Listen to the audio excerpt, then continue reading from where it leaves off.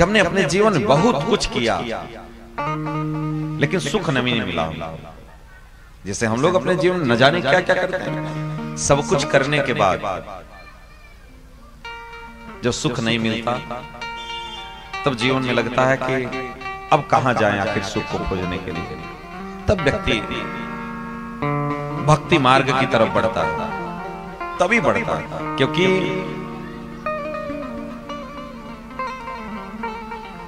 दुनिया से ठोकर जो खाई न होती,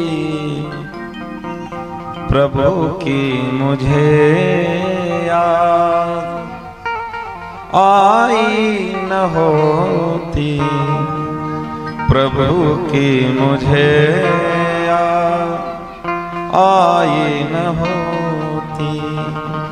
इसलिए जब दुनिया का लात खा लेते हैं, चारों तरफ से हम ठोकर खा लेते हैं, तब हमको प्रभु की याद आती है कि अब कोई नहीं है संसार में, तो चलो अब प्रभु ही हमारे।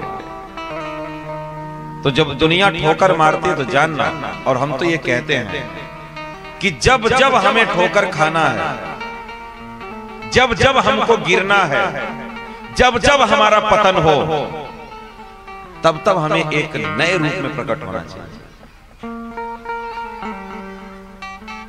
तब देखे ना, जैसे गाड़ी खराब हो जाती है या साइकिल आपकी खराब हो जाए, उसको ले जाकर के मिस्त्री को दे दो, मिस्त्री जब टाइट फिट कर देता है, एकदम चकाचक कर देता है, फिर देखो। वैसे ही अगर आपका कहीं से अगर पतन होता है और कहीं से अगर आप गिरते हो, तो जानते हो जब दूसरी बार उठना है ना, तो आपको और कड़ी मेहनत के साथ उठना है। ऐसा नहीं बस उठ के खड़े हो गए फिर जैसे कहते से ना, उसको और आपको वृद्धि करना है, उसको और बढ़ाना है। और जानना, कभी भी गिर करके रुकना नहीं है कभी जीवन में। सबसे बड़ी गलती हम लोग ये कहते हैं, जो हम लोग रुक जाते हैं। रुकना नहीं जीवन में। अगर गिर गए तुरंत उठो और फिर चलो आगे बढ़ो, आगे बढ़ते रहो, रुकना नहीं।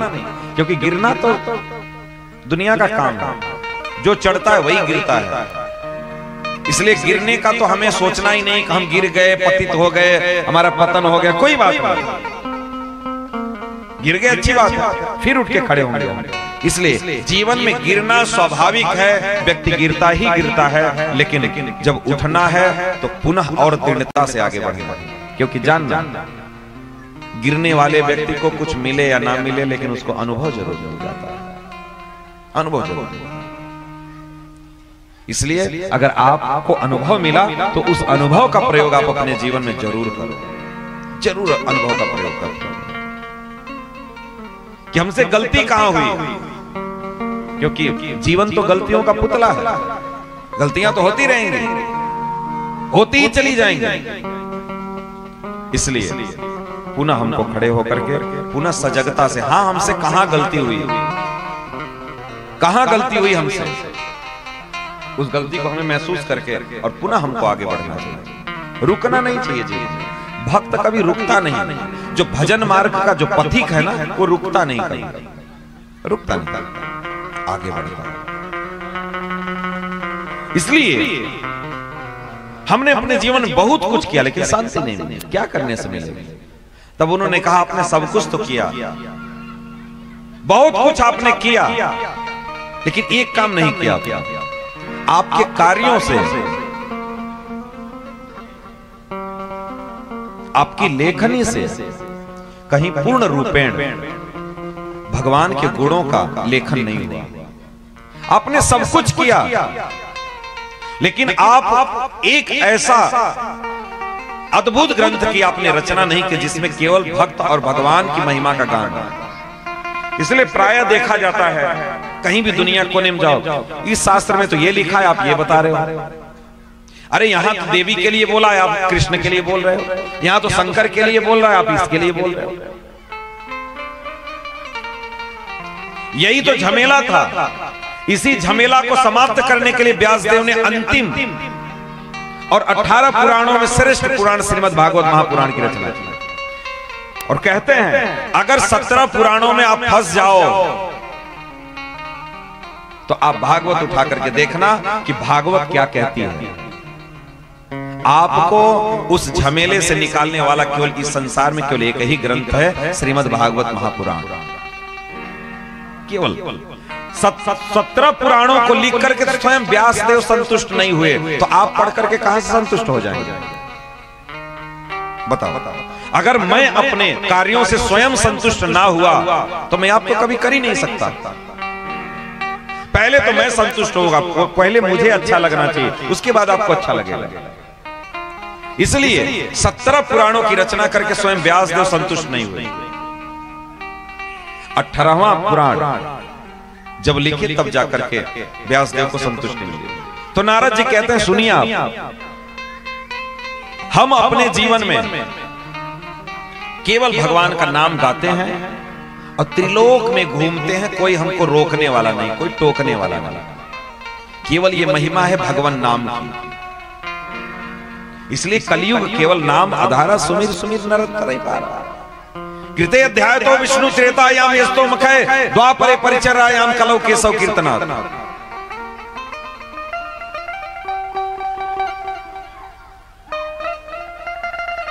सब जगह भगवान ने बोला, सारे शास्त्र वेद पुराण गाते हैं कि केवल और केवल नाम जप ही श्रेष्ठ है।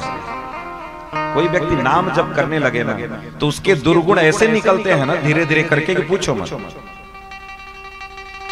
व्यक्ति को अगर अपने दुर्गुणों को छोड़ना है तो केवल एक मात्र रास्ता, नाम जप। नाम जप, केवल नाम जप। हमने न जाने कितनों को देखा है कि नशा छुड़ाने के लिए उनके घर वाले ले जाकर के नशा मुक्ति केंद्र में 1 साल तक रखे, लेकिन वो आकर के पुनः उसी में लिप्त हो गए। इस संसार में ऐसा कोई स्थान नहीं है जहां आप नशेड़ी को ले जाकर के बंद कर दीजिए और वो छोड़ दे। केवल मात्र एक स्थान, वो है कथा पंडाल। अगर कोई व्यक्ति कथा श्रवण कर ले और हरिस चित्तम समाश्रयत, उसके चित्त में हरि समा जाए और उसका मन नाम जप में लग जाए, तो निश्चित इस संसार में ऐसी कोई वस्तु नहीं जिसका वो त्याग नहीं कर सकता। सब कुछ संभव है, सब कुछ संभव है। केवल एक रास्ता मात्र नाम जप। और ये भी बात है, अगर कोई व्यक्ति छोड़ दे, नशा को छोड़ दे और छोड़ने के बाद वो नाम जप ना करे, ज्यादा ज्यादा 2 महीना 3 महीना 4 महीना, उसके बाद देखना वो जैसा था फिर वैसा ही आ जाएगा। जहां था न जाने कितने लोग ऐसे हैं, 3 महीने छोड़ दिए, 6 महीने छोड़ दिए, 1 साल छोड़ दिए, फिर फाकना मत शुरू कर दिया। न जाने कितनी दुनिया में से क्यों वो करने लगे? क्योंकि वो नाम जप नहीं किए। प्रोटेक्शन बहुत जरूरी है और हरिनाम ही हमको प्रोटेक्ट करता है।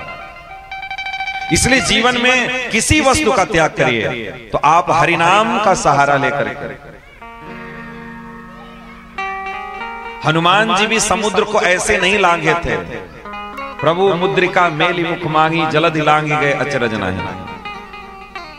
मुख में हरिनाम है तो बड़े से बड़ी कठिनाइयों को आप पार कर जाएंगे, कोई आपको रोक टोक नहीं सकता। लेकिन अगर आपने हरिनाम का सहारा नहीं लिया, कुछ भी करके हमको दिखा देना, कुछ भी करके दिखा देना, कोई बुराई नहीं। केवल एक ही नाम, केवल नाम, नाम के अलावा कोई दूसरा मार्ग नहीं। इसलिए नाम जप हमें करना चाहिए। नाम जप से हमारे गुरुजी कहा करते थे, जब हम लोग नाम जप करते हैं ऐसे, तो ये अंगुली बाहर रहती है। जैसे ऐसे अगर हम लोग जप करते हैं, ये झोली माला, ये देखो अंगुली बाहर है ना, ये वाली। कहते हैं दूसरों पर यही अंगुली उठती भी है, यही उठती है, ये दूसरों के दोष को दिखाती है। इसलिए जब हम लोग जप करते हैं तो इससे तो नाम जप होता है, लेकिन इससे हमारे जीवन की जितनी बुराइयां हैं ना, वो सब धीरे धीरे आपके अंदर से निकलना शुरू हो जाए। इसलिए बुराई को छोड़ने का केवल एक मार्ग है, नाम जप करो बस। प्रभु के नाम जप में इतनी सामर्थ्य है। नामना कार्य बहुधा निज सर्व शक्ति तत्रार्पिता नियमित स्मरणे न काल एतादृशी तव कृपा भगवन ममापि दुर्दैव मिदृशमि हनिनानुराग। प्रभु के नाम में अगर किसी का अनुराग हो तो उसके जीवन की बुराई ना जाए, हो ही नहीं सकता, हो ही नहीं सकता। इसलिए नारद जी कहते हैं कि संसार में केवल मुझे नाम ही एक आसरा है और नाम लेकर के हम त्रिलोक में घूमते, कोई रोक टोक नहीं। मैं था क्या? मैं दासी पुत्र था, एक दासी का पुत्र था। पिताजी नहीं थे, माता के साथ संतों की सेवा की, साधुओं की सेवा किए और उनके पत्तल में जो उच्छिष्ट बचा रहता था वो संतों से आज्ञा लेकर के उस उच्छिष्ट को हम पान करते थे। उच्छिष्ट लेपा ननुमोदितो दुजय सकृष्ण भुंजे तदपाद सकिल विसा एवं प्रवृत्तस्य विशुद्ध चेतसस्त धर्म एवात्म रुचि प्रजायते। बोले उस उच्छिष्ट को पाने से, संतों के जूठन प्रसादी पाने से हमारे चित्त का जितना कलमश था, जितना हमारे हृदय का जो व्यसन था, जो दुर्गुण था, जो पाप था, वो सब समाप्त हो गया। आप जानना कि आपका चित्त तभी पवित्र होगा, आपका चित्त भगवान में तभी लगेगा जब आपका चित्त पवित्र होगा। उच्छिष्ट लेपा ननुमोदितो सकृत्म भुंजे तदपास्त किल विषय एवं प्रवृत्तस्य विशुद्ध चेतसस्। जब तक आपकी चेतना विशुद्ध नहीं होगी तद्धर्म एवात्म रुचि प्रजायते, तब तक आपकी रुचि धर्म में नहीं होगी। बहुत लोग कहते हैं कि हमारी धर्म में रुचि नहीं है। मूर्ख हो भाई, तुम्हारी मजबूरी है न होना, क्योंकि तुम्हारा चित्त अपवित्र है। तुम्हारी मति धर्म में लगी नहीं सकती। तुम लाख लगाने का प्रयास करो, लगेगा ही नहीं। बैठ करके देख लेना, कभी आपकी औकात पता चल जाएगी। लेकर के हाथ में माला बैठना, देखना नानी याद आ जाएगी 10 मिनट के बाद। संभव ही नहीं है। इसलिए हरिस चित्तम समाश्रयत, हरि चित्त में आएंगे तब जब हम नाम जप करेंगे तब। इसलिए एवं प्रवृत्तस्य विशुद्ध चेतसस् तद्धर्म एवात्म रुचि प्रजायते। जब हमारी चेतना एकदम शुद्ध विशुद्ध हो गई तो हमारी मति कृष्ण में लगी। मति पवित्र नहीं होगी तो आप धर्म के बारे में सोच भी नहीं सकते। करने की तो बात छोड़ दो, सोच भी नहीं सकते। स्नान के बारे में, दान के बारे में, तीर्थ यात्रा के बारे में, नाम जप के बारे में सोच भी नहीं सकते। आप सोच नहीं सकते। इसलिए व्यक्ति सोचता तब है जब उसका चित्त पवित्र होता है, तब धर्म एवात्म रुचि प्रजायते।